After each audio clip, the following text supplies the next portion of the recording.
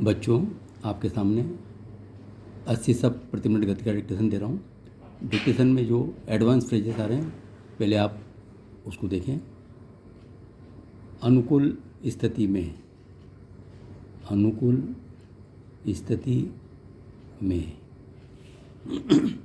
देश के इतिहास में, देश के इतिहास का बड़ा बोला और में कर दें और यहाँ बीच में बिंदु लगा दें। देश के इतिहास में ऐसे मोड़ पर, ऐसे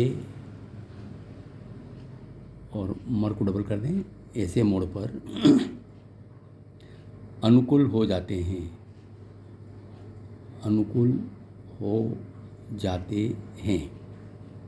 आंतरिक परिस्थिति, आंतर को डबल करके, आंतरिक परिस्थिति, बाहरी परिस्थिति, बाहरी परिस्थिति, ऐतिहासिक अमृतकाल, ऐतिहासिक अमृत वाला करें और काल कर दें, ऐतिहासिक अमृतकाल।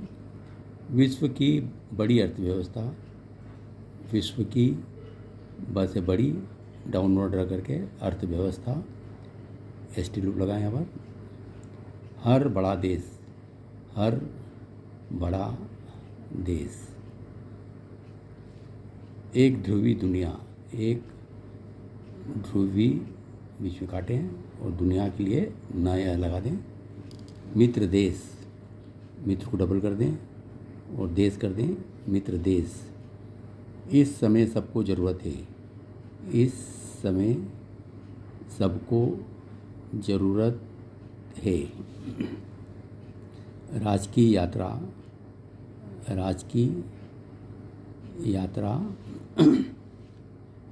प्रोत्साहित करने वाला।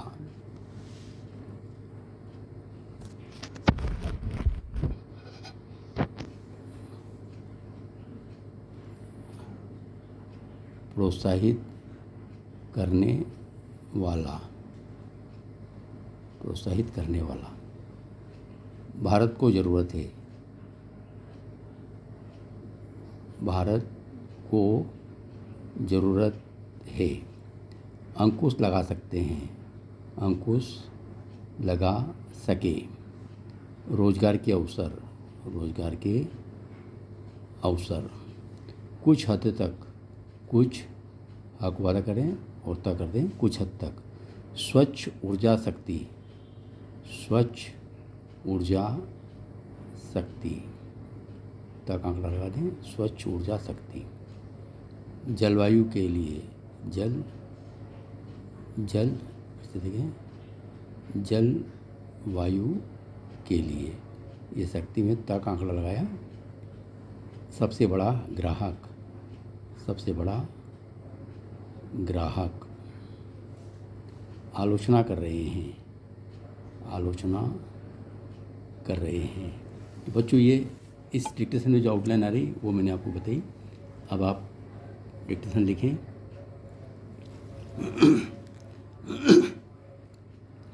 हर देश के इतिहास में कुछ ऐसे मोड़ आते हैं जब सारे ग्रहयोग उसके अनुकूल हो जाते हैं, जो समस्त आंतरिक एवं बाहरी परिस्थितियों को अनुकूल बना देते हैं। भारत इस समय ऐसे ही ऐतिहासिक अमृतकाल में है। उसकी अर्थव्यवस्था की वृद्धि दर विश्व की बड़ी अर्थव्यवस्थाओं में सबसे तेज है। विश्व का हर बड़ा देश और उनका खेमा उसे अपने साथ देखना चाहता है। नई आर्थिक और सामरिक महाशक्ति बनकर उभरा चीन शीत युद्ध के बाद बनी एक ध्रुवी दुनिया में अमेरिका के वर्चस्व को चुनौती देकर पूरे देश एशिया में अपना वर्चस्व बढ़ाना चाहता है। इसलिए अमेरिका और उसके मित्र देश जापान और ऑस्ट्रेलिया आदि चाहते हैं कि भारत चीनी विस्तारवाद को रोकने में उनका साथ दे।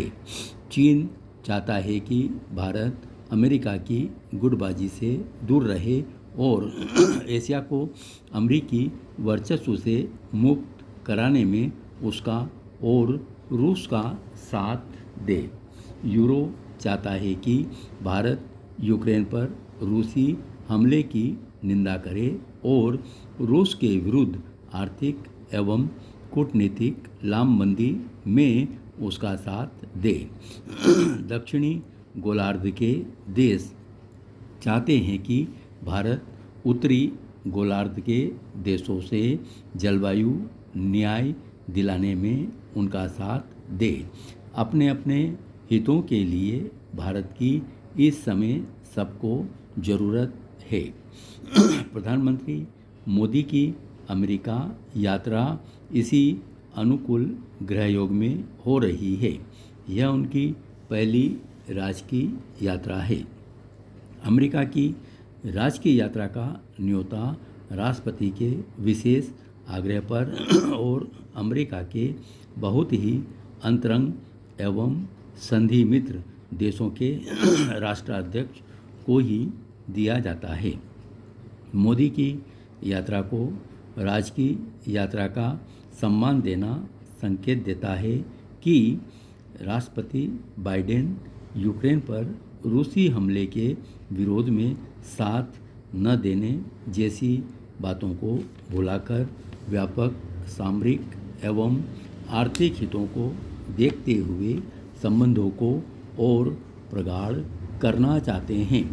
अमेरिका चीन का जोखिम कम करने के लिए भारत की मदद चाहता है। अमेरिका ने दुनिया को चीन की फैक्ट्री बनाकर एक ऐसा भस्मासुर तैयार कर लिया है जिसके हाथों में ऐसी सप्लाई चेन है जिसके जरिए पूरी दुनिया में तैयार माल जाता है।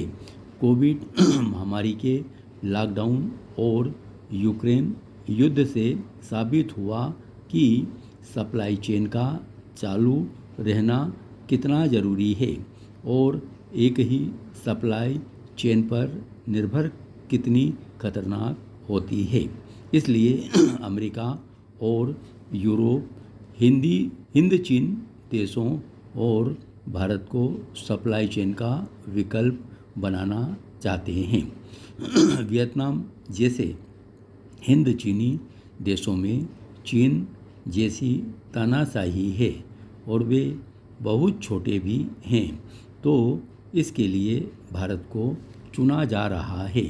अमेरिका यूरोप के नेता अब अपनी कंपनियों को चीन छोड़ने के बजाय चीन के अतिरिक्त एक और देश में कारोबार की सलाह दे रहे हैं, जिसका अर्थ है भारत के पास ऐसे प्रशिक्षित लोगों की बड़ी संख्या है जो अमेरिका यूरोप की बड़ी बड़ी कंपनियों को चलाती है। चीन दुनिया की फैक्ट्री है तो भारत उसका डिजाइनर और संचालन केंद्र जिसके सहारे दुनिया चलती है। इसलिए भारत को सप्लाई चेन बनने में कोई कठिनाई नहीं होनी चाहिए, बशर्ते उसकी राज्य सरकारें अपने यहाँ निवेश एवं उद्यम को प्रोत्साहित करने वाला माहौल बना सके। भारत को ज़रूरत है तकनीकी सामरिक शक्ति और टोही क्षमता बढ़ाने की, ताकि वह चीन की विस्तारवादी हरकतों पर अंकुश लगा सके। ऊर्जा में आत्मनिर्भर बनने और करोड़ों युवाओं को प्रशिक्षित कर उनके लिए रोजगार के अवसर तैयार करना भी अहम है। अमेरिका से मारक ड्रोन खरीदने और लड़ाकू विमानों के जेट इंजन बनाने जैसे सौदों की जो बात हो रही है, उनसे सामरिक शक्ति बढ़ाने की ज़रूरत तो कुछ हद तक पूरी हो जाएगी, लेकिन स्वच्छ ऊर्जा तकनीक हस्तांतरण और उसमें निवेश के बिना भारत ऊर्जा के क्षेत्र में आत्मनिर्भर नहीं हो सकता। उसके बिना न तो उसके पास बुनियादी ढांचे में लगाने के लिए पर्याप्त पूंजी बचेगी और न उसकी रूसी तेल पर निर्भरता खत्म होगी। धन्यवाद।